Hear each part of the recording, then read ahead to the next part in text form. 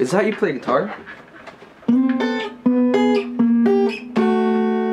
Guys, I'm so excited about today's video. I usually don't do videos like this, but I cannot let the opportunity pass to have Jay Crypto from Jay Crypto YouTube channel come on my channel to answer all the questions that I have and that you have about Bitcoin, blockchain, cryptocurrency. So guys, stay tuned.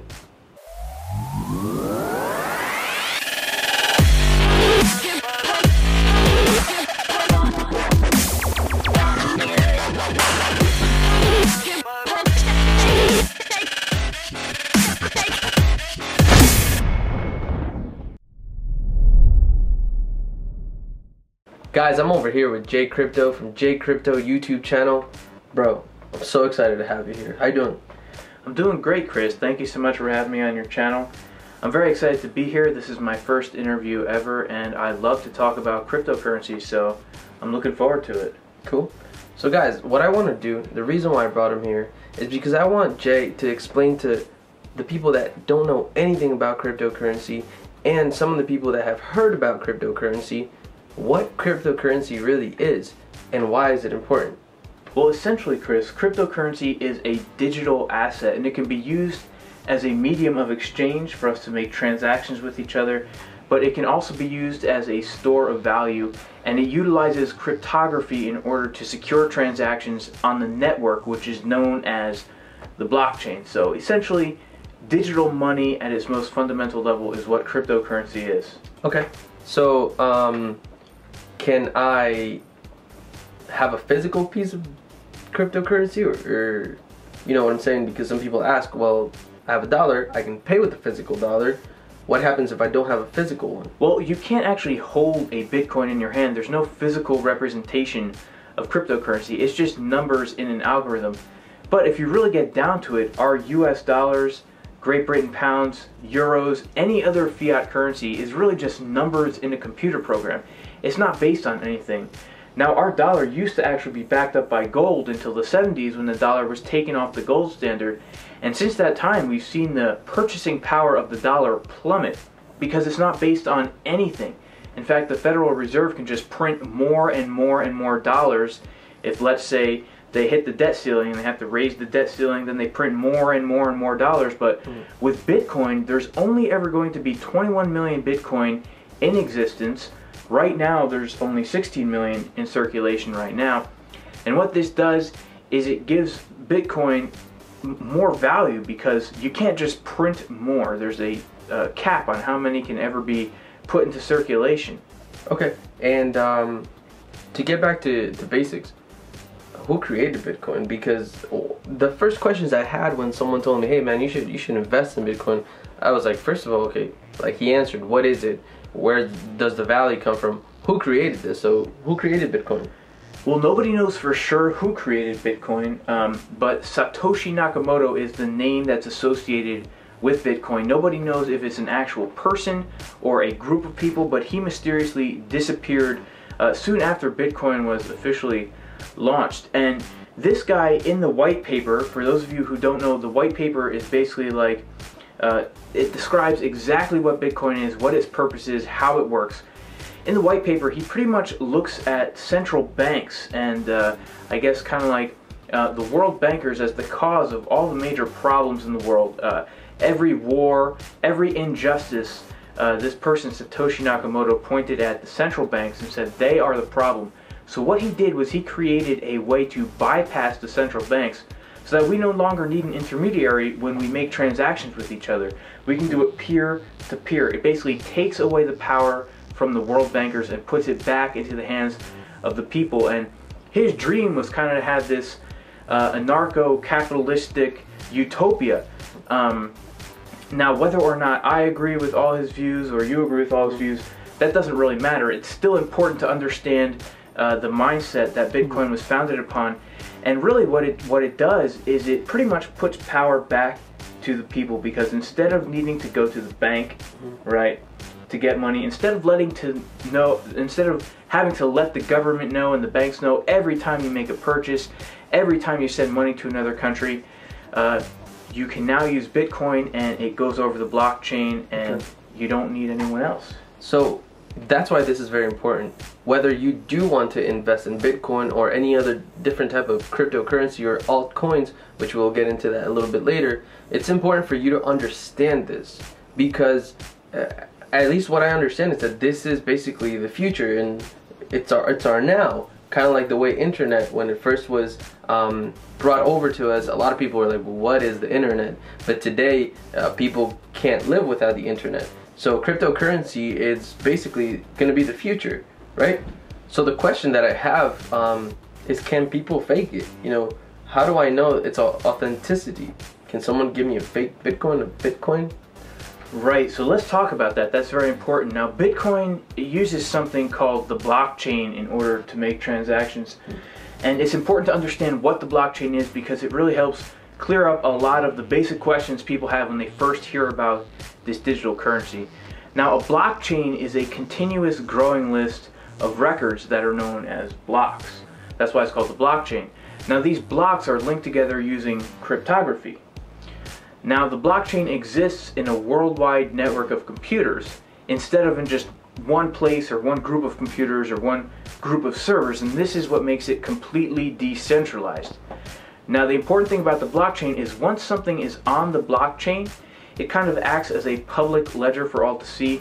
Once it gets recorded on the blockchain, it is on the blockchain forever and it can never be altered. And this makes it impossible to send Bitcoin twice or to create fake Bitcoin, because if it exists on the worldwide network of computers called the blockchain, if anything disagrees with that worldwide network, it gets rejected from the network. So essentially you have computers from all over the world who are agreeing, yes, this is how many Bitcoins are in existence, this is how many Bitcoins are in each individual wallet.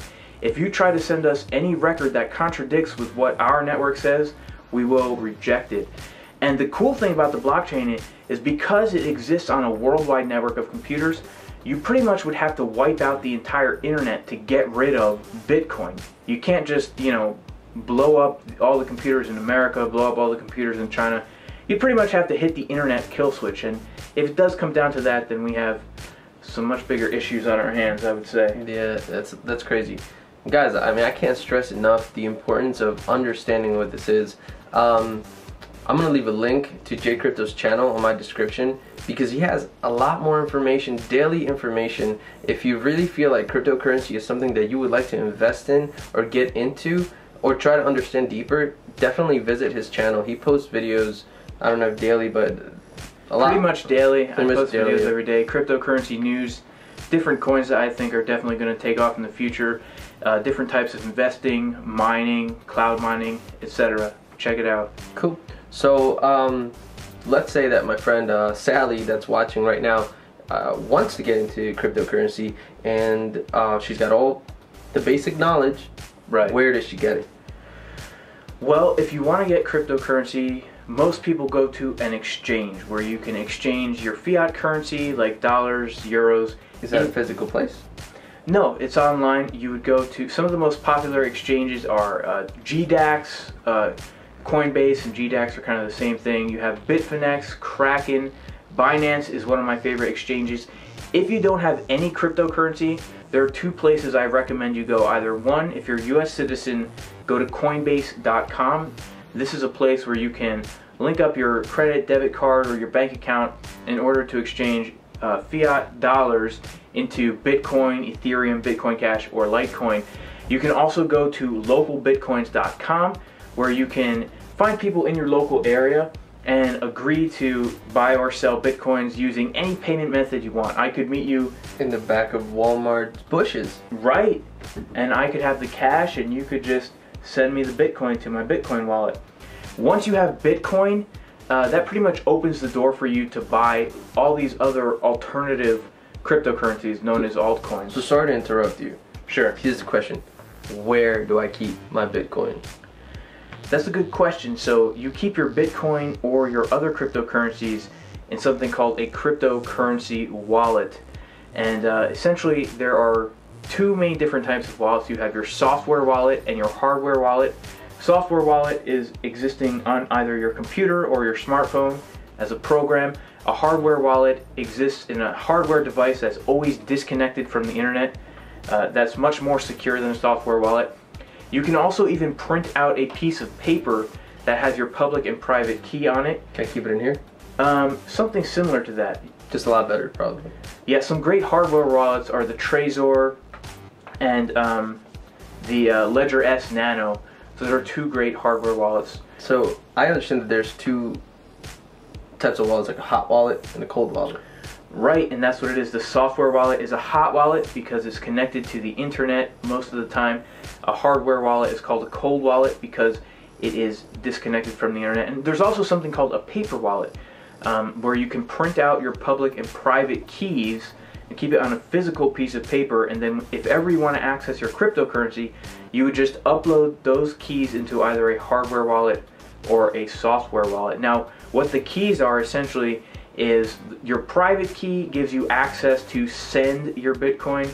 The public key allows you to receive Bitcoin.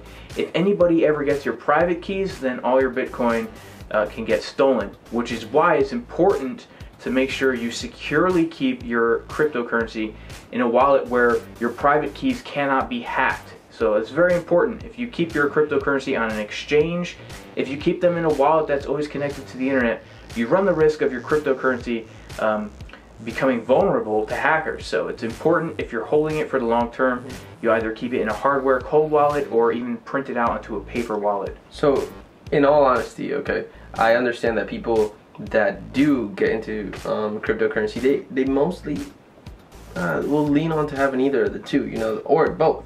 For example, I know you have both, a cold wallet and a hot wallet, right? Right. So what do you recommend that people should start with? Well, if you don't have any cryptocurrency, you're obviously going to have to start with, unless you go to localbitcoins.com, you're going to have to start with an exchange of some sorts, whether it be Coinbase or other exchanges where you can exchange fiat into cryptocurrency. If you're buying altcoins on, let's say, Binance or Kraken, you're going to have to start off keeping your cryptocurrency on that exchange, but then you can send it to a different wallet. So what I like to do is I like to keep my short-term savings / cryptocurrency that I use to make transactions in a software wallet, but then I keep my long-term savings and cryptocurrency that I'm holding long-term in a hardware wallet disconnected from the internet. And I find that, you know, that's kind of a great way to ensure that even if your computer gets compromised, the majority of your crypto is safe offline and it cannot be touched by hackers. In all honesty, how likely is it for someone to hack your computer? Because I mean, I get it, people will be a little worried. They're like, I'm gonna invest, I don't know, $500 and I have it in my software wallet, but oh my god, like I feel a little awkward because I feel like someone's gonna hack me. Like, how probable is that, you know? Well, if you keep your cryptocurrency on an exchange, a few years ago, there was the Mt. Gox incident, which was a cryptocurrency exchange that got hacked, and thousands of people lost their cryptocurrency. And just on YouTube, you can find a lot of YouTubers that have actually had their Exodus software wallets hacked and their Bitcoin stolen because their private keys were compromised by keeping them in a way that wasn't necessarily secure. Cool. So, I mean, is it likely? No. Could it happen? Yes. And like you get run over by a car. Well, the thing is, nobody really thinks about the security of their Bitcoin until they realize they just lost $40,000, $100,000, $900,000 worth of Bitcoin because they didn't do something very simple that could have prevented them this loss. Like, for example, if you guys look at the blog before this, when I broke my camera, I paid $100 extra for that warranty. My camera broke, but then I got a brand new camera. Right, and in the same way, it might take you a little bit extra time, a little bit extra effort, a little bit extra money to secure your Bitcoin, but if Chris hadn't paid an extra $100 for his insurance, he would have had to spend a lot more to get a new camera. So Bitcoin, that's the name. Bitcoin is the name. It's the name brand of cryptocurrency. Yeah, like everyone. The king of crypto. It's the king of crypto. Right. People are trying to copy. People are trying to do things just like it. My question right now: is Bitcoin the best cryptocurrency out there? Well, it really depends on what you mean by best. If you mean valued the highest, then yes, because one Bitcoin right now is worth about $15,000 the last time I checked. How many do you have? That's for another video. That's for another video. It really depends on what the cryptocurrency is set out to do, because I'm sure we'll get into it more later, but there are a lot of different altcoins out there, and a lot of these they're setting out to do different things that are going to solve different problems that arise in this high-tech society that we live in. So an altcoin is an alternative coin. Is it another type of cryptocurrency? Another type of cryptocurrency, but not even just necessarily strictly a currency, but even a platform for people to develop decentralized applications on, or even entire industries to run on. Now, when it comes to a currency, a medium of exchange, right? I would say Bitcoin is definitely not the best, for the simple reason that the network has become so slow that it is very difficult for me to make a transaction to you without having to wait hours, sometimes days, sometimes weeks for the transaction to get cleared on the network.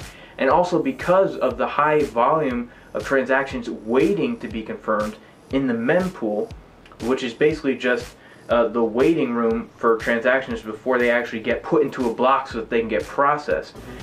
There's so many unconfirmed transactions that the transaction fee is so high. So if I were to buy something from you, like something very simple, like let's say you owned a convenience store and I went in to buy a cup of coffee and I wanted to pay in Bitcoin, I might have to pay more in transaction fees than I would for the actual cup of coffee, and I might have to wait days for the transaction to clear. Now, that's what makes Bitcoin more of a store of value, and that's really what it is primary Purpose right now?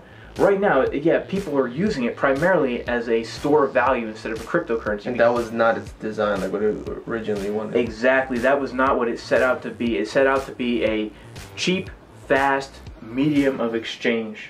But what it's turned into is a slow, expensive holder of value. Now, there's a lot of other cryptocurrencies out there that can do the job of fast, cheap transaction. We have Verge, we have Litecoin, you know, we have Monero, we have Dash. Do you think that these other altcoins are faster because there's less people like handling it? Well, they all have slightly different blockchains, and that's kind of why you need to thoroughly research each coin before you invest in it, because again, they all have, of course, most of them, I should say, are using the blockchain. Some of them are not. For example, IOTA uses something called the Tangle, and there's actually a coin out there called Rayblocks, which uses something called the block lattice. But besides those, most cryptocurrencies use the blockchain, and they all have the blockchain is put together in different ways. So man, look, if Bitcoin is slow as you say it is, and all these things are going on with it, is it worth investing money in? Absolutely. I mean, I believe the Bitcoin price is going to continue to go up. So if you were to buy Bitcoin today and hold it for a year, I believe that you will make a profit just by holding that Bitcoin. Now, just because Bitcoin has issues doesn't mean people are not working on it. The Bitcoin core developers are constantly working on ways to speed up the blockchain. You might have heard of the Lightning Network, which has actually been successfully used in certain transactions, SegWit2x. These are different things that they're trying to implement to the Bitcoin network in order to speed things up. And regardless of it being slow and expensive, it's still being used as a holder of value. People are investing in it not because they want to use it as a currency, but because they look at it as a way to diversify their assets and put their wealth somewhere else that isn't in fiat currency and isn't in precious metals. Now, something interesting just to realize is that the number of Bitcoin users in the past year has exponentially increased like crazy. In fact, exchanges have actually had to deny new users from signing up because of the sheer volume of people looking to buy cryptocurrency. However, the amount of transactions that are made on a day-to-day basis has pretty much stayed the same when it comes to Bitcoin. So we can clearly see people are not looking at this as a medium of exchange. They're looking to other altcoins to make transactions, but Bitcoin to hold their wealth. So how can you make money in cryptocurrency? Well, there are many different ways to make money in cryptocurrency. The first and most easiest way is just to buy and hold your cryptocurrency. So when I first got into Bitcoin about a year ago, Bitcoin was about $1,000, and just by holding my $1,000 Bitcoin, Just this past December, Bitcoin reached $20,000 per Bitcoin. So, you know, I took $1,000. Let's say I had 2 Bitcoins. I had $2,000 worth of Bitcoin, and in a year, that turned into $40,000 worth of Bitcoin. And this is happening to many different altcoins. I mean, the entire cryptocurrency market is a bull market right now. Everything is going to the moon, and there's so many new initial coin offerings, or ICOs, that are being launched with great new ideas, great new technology that are really offering solutions to serious problems that exist in our society. For example, the altcoin Verge is seeking to provide solutions by allowing you to send transactions completely anonymously, very fast, and with basically no transaction fee. You have cryptocurrencies like EOS, Ethereum, Cardano, which are offering platforms for developers to build decentralized applications on. You could start entire businesses, social media networks. There's so much you can do with the blockchain technology, and each one of these different altcoins is providing its own unique technology, its own unique solution. So if you want to just buy and hold a cryptocurrency, make sure that you thoroughly research what it's setting out to do, what problem it's going to solve, what it's going to offer to the world, who's the development team behind it, etc. And when you feel confident in that technology, then by all means put your money into it, because it will probably grow. Now, there are other ways to make money in cryptocurrency also.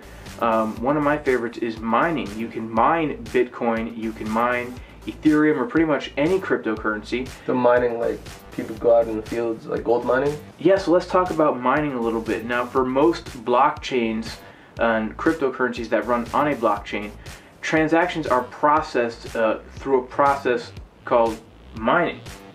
And basically what happens is people volunteer their computers to be used by the network in order to process transactions. So people build their own computers with these powerful GPU graphics cards, and essentially these graphics cards are solving the problems in order to process these transactions. And if your computer is the one that processes the transaction, you get a little chunk of the Bitcoin. Now, of course, when Bitcoin first started out back in 2009, it was very easy to mine Bitcoin. People could do it from their PC at home.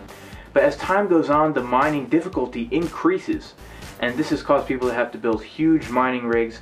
And it's also created giant mining companies known as cloud mining companies, where they actually have these huge facilities that contain thousands of graphics cards processing all these different transactions for all different cryptocurrency networks. And they actually rent out their hardware to people all around the world who pay a fee up front in return for using their hardware for a certain period of time in order to keep a portion of the cryptocurrency that's mined. And if you follow my channel at all, my J Crypto channel, you know I'm very much into cloud mining, and I benefit very much from it because it's a great way, honestly, to earn Bitcoin or any cryptocurrency every single day without actually having to go out there and build a computer yourself. So mining is also the process by which new cryptocurrency enters into circulation. So right now there are only 16 million Bitcoin in circulation, but there will eventually be 21 million, I'm sorry, did I say billion? You said billion. 16 million Bitcoin in circulation, but eventually there's going to be 21 million Bitcoin in circulation, and they come into circulation through mining. So you can also invest your cryptocurrency in various platforms, lending platforms, different companies, but make sure that you do your research before you invest in any of those, because people have varying opinions on them, and make sure that you always weigh out the risk versus reward if you're going to invest in anything. Yeah, of course. So just this morning, or afternoon, I don't remember, I probably woke up late. Right. I saw your last video, the video you uploaded. There's a little bit of commotion going on right now with Bitcoin. So what is going on right now? And also the bubble. Is it real? Is it a thing? What do you mean? Is Bitcoin in a bubble? Right. Now, I know a lot of people like to say that cryptocurrency is in a bubble, just like the real estate bubble, just like the .com bubble back in the late 90s. And I really don't think you can compare those two things, because we're dealing with a currency. We're not dealing with companies. We're not dealing with an industry. We're dealing with currency. Now, do I think that Bitcoin and other currencies are overvalued right now? Yes, I do, if I'm going to be honest. Now, I think long term, the price is going to continue to rise. But short term, I would say that a lot of cryptocurrencies are in a bubble simply because of all the hype caused by the media. So many people are pouring in to cryptocurrency, new investors, people who don't know anything about it. They're just going and buying Bitcoin. They just want to make money. They just want to make money. I was at the bank earlier today, and the teller was telling me, he's like... The teller was telling me, he's like, yeah, man, everyone is coming in here, and they want to send all this money to Coinbase, thousands of dollars. This guy didn't even know what Coinbase was, and I said, oh, what a coincidence. I actually have a cryptocurrency YouTube channel where I talk about this all the time. But the thing is, people are just looking to make money. So all this money is pouring into cryptocurrency, and people they don't really understand the technology. They aren't behind any of the true fundamentals of what cryptocurrency is meant to be. So because of that, I do think that it is slightly overvalued. We've seen the entire cryptocurrency market in the past 2 months the total market cap in cryptocurrency, the total amount of money in cryptocurrency in just a few days went from 700 billion to over 825 billion. So I do think we are going to see some corrections, some consolidation along the way. But long-term, blockchain technology is definitely here to stay. Look even at the dot-com bubble back in the late 90s. It was the internet that was the new technology. Now, you had certain companies that were taking advantage of the internet to try and ride the wave, but the internet itself was not in a bubble. Otherwise, we wouldn't be posting this video on YouTube right now. It's the same with blockchain technology. Blockchain is here to stay. It's not a bubble. Some of these altcoins, some of these ICOs and these blockchain companies, they're not going to stay around forever. But definitely the technology is here to stay. So, to basically close it up, first of all, thank you so much, man, for all this information. I cannot stress more, guys. It doesn't matter how old you are.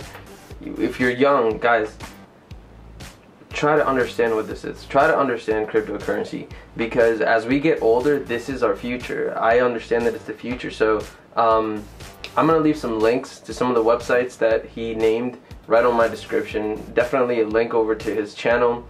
Follow him. Don't forget to follow him also on Instagram if you have Instagram. He gives a lot of great information. Don't forget to follow this channel. Don't forget to follow me on Twitter, Instagram. I'll leave the links there as well. Guys, any questions that you have, please leave them in the comments, and we will make sure to answer them as fast as we can. Right, and one last thing, just like what Chris was saying, imagine if you could go back 20 years when the internet was first getting started, and you could somehow get involved. You would be a millionaire right now. And I believe we have the same opportunity with this blockchain technology. In a few years, people are going to be using blockchain whether they want to or not, and now is the time to get into it. Guys, thank you so much for watching. Subscribe. Do not forget to subscribe. Please click the little bell, to get the notifications. And thank you so much.